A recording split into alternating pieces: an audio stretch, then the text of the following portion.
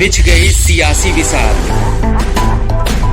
खेला जा रहा है सियासी खेल, जारी है वार पलटवार।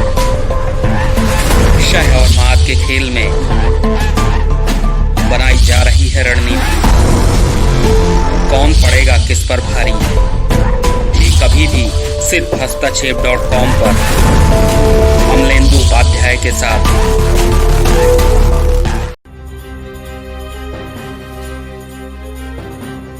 नमस्कार, दिन भर की बड़ी खबरों में आपका स्वागत है। मैं हूं दामिनी। इस बुलेटिन में आज बात होगी पश्चिम बंगाल में अमित शाह के दौरे से गर्म हुई सियासत की। दिल्ली में हुई कांग्रेस की बड़ी बैठक की। बताएंगे कि आज अन्नदाताओं के आंदोलन में क्या रहा खास, और जानेंगे एसोचैम के सम्मेलन में पीएम की अपील के बारे में। और बुलेटिन के आखिर में बात रेलवे के प्लान की। लेकिन तमाम बड़ी खबरों से पहले एक नजर सुर्खियों पर। एक और पार्टी ने दिए राष्ट्रीय जनतांत्रिक गठबंधन छोड़ने के संकेत। राष्ट्रीय लोकतांत्रिक पार्टी के अध्यक्ष सांसद हनुमान बेनीवाल ने दिया संसद की तीनों संसदीय समितियों से इस्तीफा। अन्नदाताओं के आंदोलन को दिया समर्थन। एनडीए का घटक है आरएलपी। कांग्रेस की कम होती हुई नहीं दिख रही मुश्किलें। एक और नेता ने पार्टी छोड़ने के दिए संकेत। राहुल गांधी की करीबी माने जाने वाली पार्टी की संयुक्त सचिव रुचि गुप्ता ने अपने पद से दिया इस्तीफा। अपनी सरकार के 1 साल पूरे होने पर बोले सीएम हेमंत सोरेन, सरकार ने झारखंड में सभी का रखा ख्याल। विपक्षी पार्टी बीजेपी गलत मंशा से करती है काम। केंद्रीय मंत्री राजनाथ सिंह का पड़ोसी देशों को सख्त संदेश। भारत शांति का पक्षधर, लेकिन यदि आत्मसम्मान पर आई बात तो नहीं करेंगे बर्दाश्त। और सुर्खियों के बाद अब बात आज की सबसे बड़ी खबर की। गृहमंत्री अमित शाह इस समय पश्चिम बंगाल के 2 दिन के दौरे पर हैं। यहां वो पार्टी के प्रचार के सिलसिले में आए हैं, लेकिन उनके दौरे से पहले ही पार्टी के एक पोस्टर से बीजेपी बुरी तरह से घिर गई। इसी पर चर्चा के लिए हमारे साथ मौजूद हैं राजीव जी। राजीव जी, आपका स्वागत है। लेकिन चर्चा शुरू करने से पहले हम आपको बताते हैं कि अमित शाह के दौरे पर और क्या हुआ खास, और टीएमसी के लिए क्यों मुश्किल बढ़ा रहा है अमित शाह का ये दौरा। देखिए ये रिपोर्ट। केंद्रीय गृह मंत्री अमित शाह पश्चिम बंगाल के 2 दिन के दौरे पर हैं। पश्चिम बंगाल की सत्ताधारी पार्टी टीएमसी में इन दिनों उठापटक मची हुई है। ऐसे में अमित शाह का ये दौरा काफी महत्वपूर्ण माना जा रहा था, और जो सोचा गया था वो होता भी दिख रहा है। अमित शाह के दौरे के पहले ही दिन बीजेपी ने टीएमसी में बड़ी सेंध लगा दी है। ममता की पार्टी टीएमसी के सांसद सुनील मंडल और 6 विधायकों के साथ वामदल के 3 और कांग्रेस से 1 विधायक ने आज बीजेपी का दामन थाम लिया। अमित शाह के सामने इन सभी ने बीजेपी की सदस्यता ली। इसके बाद अमित शाह ने राज्य की सीएम ममता बनर्जी को अपने निशाने पर ले लिया। उन्होंने कहा कि केंद्र सरकार जो पैसा बंगाल के लोगों के लिए भेजती है, दीदी उसे बीच में ही रोक लेती हैं। लेकिन अब जल्दी ही राज्य में बीजेपी की सरकार होगी। ममता बनर्जी को हराने का काम भी राज्य के लोग ही करेंगे। दूसरी तरफ कभी टीएमसी के बड़े नेता रहे शुभेंदु अधिकारी ने भी आज बीजेपी में शामिल होते हुए अपनी पुरानी पार्टी पर जमकर निशाने साधे। शुभेंदु ने कहा कि टीएमसी अब अपने रास्ते से भटक गई है। टीएमसी में लोकतंत्र नहीं बचा है। अपने आत्मसम्मान की खातिर वो बीजेपी में आए हैं। अमित शाह ने मिदनापुर में रैली से पहले खुदीराम बोस के प्रतिमा पर माल्यार्पण किया और इसके बाद स्थानीय किसान सनातन सिंह के घर भोजन किया। राजीव जी, प्रचार करना हर पार्टी का अधिकार है, लेकिन पार्टी के प्रचार के लिए कुछ नैतिकताएं भी होती हैं। जिस तरह से गुरुदेव रविंद्रनाथ टैगोर के फोटो का इस्तेमाल बीजेपी ने अपने पोस्टर में किया, क्या वो सही ठहराया जा सकता है? गुरुदेव पर किसी पार्टी का अधिकार कब से हो गया? जी दामिनी, भाजपा पश्चिम बंगाल में जिस तरह की राजनीति कर रही है उसे देखकर आश्चर्य तो नहीं हो रहा है, हां दुख जरूर हो रहा है। अब तक धर्म और जाति के नाम पर हम देख रहे हैं कि जनता को बांटा गया, और अब तो महापुरुषों का बंटवारा भी शुरू हो गया है। भाजपा ने बीते 6 सालों में यह भी हमने देखा कि गांधी जी को स्वच्छता अभियान में समेट कर रख दिया और सरदार पटेल को ऊंची मूर्ति के दायरे में कैद कर दिया। पिछले बंगाल चुनाव में भी हमने देखा कि उस वक्त नेताजी पर भाजपा दांव लगा रही थी। वैसे गांधी हो दामिनी, या पटेल हो, या फिर नेताजी, ये तमाम लोग न किसी मूर्ति या स्मारक के मोहताज हैं, और न ही इनके नाम पर किसी योजना के चलने से इनकी महानता साबित होगी। देश के लिए सब कुछ कुर्बान करने का जज्बा रखने वाले ऐसे महापुरुष वक्त की सीमाओं से परे होते हैं, इसीलिए अमर कहलाते हैं। इसीलिए इन्हें किसी खास राजनीतिक मकसद के लिए इस्तेमाल करना ऐसा ओछापन है जिससे हर किसी को बचना चाहिए। लेकिन यह दुख की बात है दामिनी कि जो राजनीति गांधी, पटेल और नेताजी के नाम पर की गई, वही अब गुरुदेव रविंद्रनाथ टैगोर के नाम पर की जा रही है। उनके चित्र वाले पोस्टर पोस्टर में भाजपा नेताओं की तस्वीरें लग रही हैं। गुरुदेव के नाम का अगर इस्तेमाल करना ही है दामिनी, तो जनता को नए सिरे से शिक्षित और जागरूक करने के लिए किया जाना चाहिए, क्योंकि उन्होंने अपना सारा जीवन समाज को सुंदर, शिक्षित और बेहतर बनाने में लगा दिया। लेकिन उनके नाम के सहारे चुनाव जीतने की रणनीति बनाना गलत है और ऐसी उम्मीद है कि इस गलती का जवाब बंगाल की जनता वक्त आने पर जरूर देगी। धन्यवाद राजीव जी तमाम जानकारी देने के लिए। अब बढ़ते हैं अगली खबर की ओर। कांग्रेस के अंदर काफी उथल पुथल देखी जा रही थी। पार्टी के अंदर से ही आवाजें उठ रही थी, कई नेता नाराज दिख रहे थे और आज इसे लेकर कांग्रेस की कार्यकारी अध्यक्ष सोनिया गांधी ने बड़ी बैठक बुलाई, जिसमें नेताओं की नाराजगी तो दूर हुई ही, साथ ही पार्टी को मजबूत बनाने और अध्यक्ष के चुनाव पर भी बात हुई। तो क्या हुआ कांग्रेस की बैठक में, देखिए हमारी ये रिपोर्ट। कांग्रेस आज उस दोराहे पर खड़ी है जहां एक तरफ कांग्रेस के हाथ बार बार हार लग रही है, तो वहीं नेता भी बगावत के सुर उठा रहे हैं। इन मुश्किल घड़ी में पार्टी ना तो आगे बढ़ रही है, ना ही जीत हासिल कर पा रही है। यही वजह है कि लगातार उसके भविष्य को लेकर सवाल उठाए जा रहे हैं। वहीं पार्टी के भविष्य को सुधारने के लिए कांग्रेस अध्यक्ष सोनिया गांधी ने कमर कस ली है।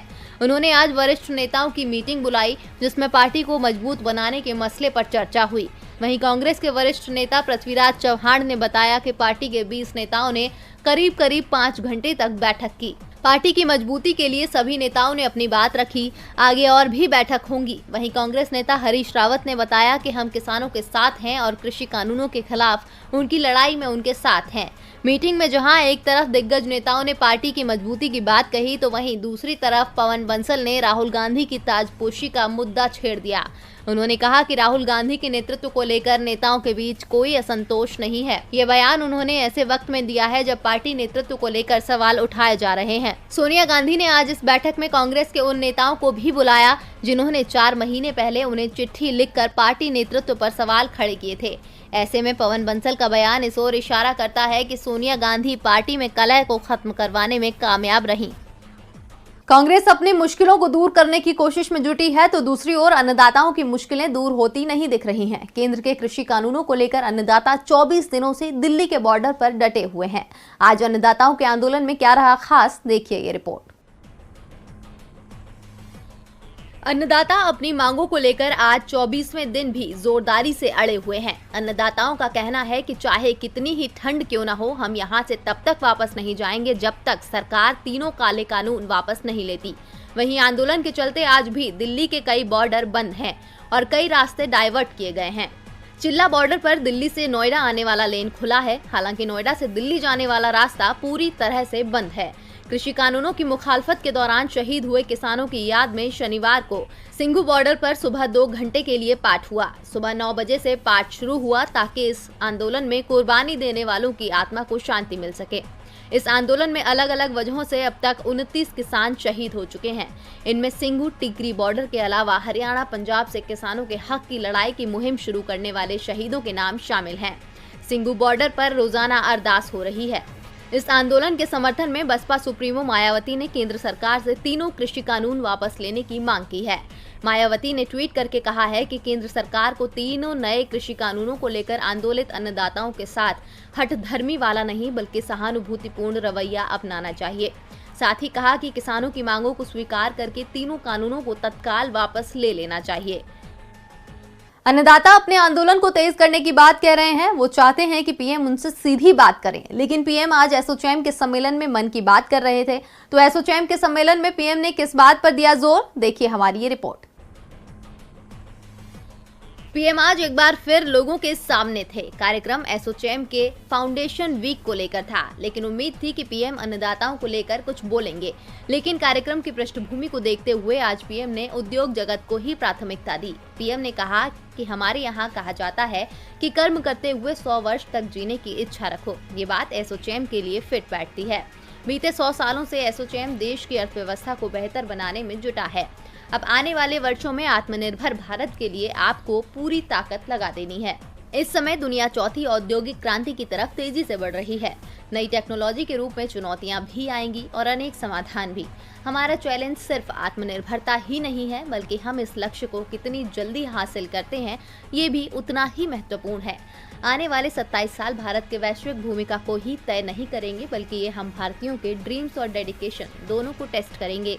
ये समय भारतीय इंडस्ट्री के रूप में आपकी कैपेबिलिटी, कमिटमेंट और करेज को दुनिया भर को दिखा देने का है। पीएम ने आज आत्मनिर्भर भारत की बात की। पीएम ने एसोचैम के सम्मेलन में आत्मनिर्भर भारत के लिए उद्योगपतियों का समर्थन मांगा, तो वहीं राजस्थान में कांग्रेस की एकजुटता के लिए सोनिया गांधी ने पार्टी नेताओं से समर्थन मांगा है।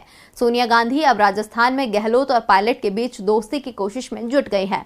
तो क्या है कांग्रेस की कार्यकारी अध्यक्ष सोनिया गांधी का राजस्थान कांग्रेस को लेकर प्लान? देखिए ये रिपोर्ट। राजस्थान कांग्रेस की गुटबाजी ने पार्टी को परेशान कर रखा है। पंचायत चुनावों में तो पार्टी इस गुटबाजी के चलते बुरी तरह से मात खा गई। राजस्थान में ऐसा पहली बार हुआ था कि जिस पार्टी की राज्य में सरकार हो, उसे पंचायत चुनावों में हार का सामना करना पड़ा। पार्टी की कार्यकारी अध्यक्ष सोनिया गांधी ने भी इसे लेकर चिंता जताई है और अब वो राजस्थान में पार्टी को फिर मजबूत बनाने में जुट गई हैं। अशोक गहलोत और सचिन पायलट के बीच की लड़ाई को समाप्त करके सोनिया गांधी दोस्ती में बदलना चाहती है। इसके लिए अशोक गहलोत और सचिन पायलट को आमने सामने बैठाकर चर्चा करने की तैयारी में है। चर्चा में प्रदेश कांग्रेस अध्यक्ष गोविंद सिंह डोटासरा और राजस्थान कांग्रेस के प्रभारी अजय माकन भी शामिल रहेंगे। सोनिया गांधी पार्टी के वरिष्ठ नेताओं को विश्वास में लेकर इस विवाद को समाप्त करना चाहती है, जिससे पार्टी को मजबूती मिल सके। इस दौरान अशोक गहलोत सरकार के मंत्रिमंडल विस्तार पर भी चर्चा होगी।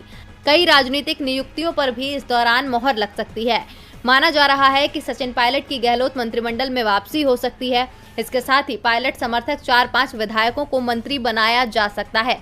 आपको बता दें कि कुछ महीने पहले ही राज्य के डिप्टी सीएम रहे सचिन पायलट और सीएम अशोक गहलोत के बीच लड़ाई इतनी तेज हो गई थी कि पायलट अपने समर्थक 1.5 दर्जन विधायकों के साथ राज्य छोड़कर गुड़गांव चले गए थे, जिससे गहलोत सरकार मुश्किल में आ गई थी। राहुल गांधी और प्रियंका गांधी के हस्तक्षेप से पायलट की वापसी तो हो गई, लेकिन उनसे डिप्टी सीएम पद और प्रदेश कांग्रेस का पद वापस ले लिया गया। पायलट कांग्रेस में लौट तो आए, लेकिन गहलोत के साथ उनके समीकरण अभी भी दुरुस्त नहीं हुए हैं और सोनिया गांधी इन समीकरणों को दुरुस्त करने की कोशिश में है। और बुलेटिन के आखिर में बात रेलवे के नए प्लान की। भारतीय रेलवे में आरामदायक सफर करना कई बार मुश्किल हो जाता है, क्योंकि ट्रेन की कंफर्म टिकट लोगों को नहीं मिल पाती। लेकिन अब रेलवे लोगों की इस मुश्किल को आसान बनाने की कोशिश कर रहा है। तो क्या है रेलवे की योजना? देखिए हमारी ये रिपोर्ट। भारतीय रेलवे में सफर करना तो आसान है, लेकिन इसके लिए टिकट हासिल करना उतना ही मुश्किल, क्योंकि यात्रियों को कंफर्म टिकट बहुत ही मुश्किल से मिल पाता है।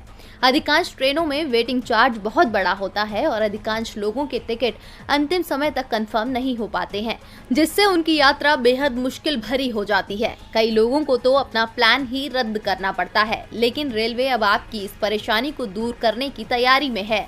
रेलवे बोर्ड सभी को कंफर्म टिकट देने की रणनीति बना रहा है। रेलवे बोर्ड के मुताबिक सालाना करीब 16 करोड़ वेटिंग टिकट बुक होते हैं। कंफर्म नहीं होने वाले टिकटों में से ऑनलाइन बुक किए जाने वाले टिकट अपने आप कैंसिल हो जाते हैं, जबकि खिड़की से टिकट लेने वाले यात्रियों को फिर से टिकट की लाइन में लगना होता है।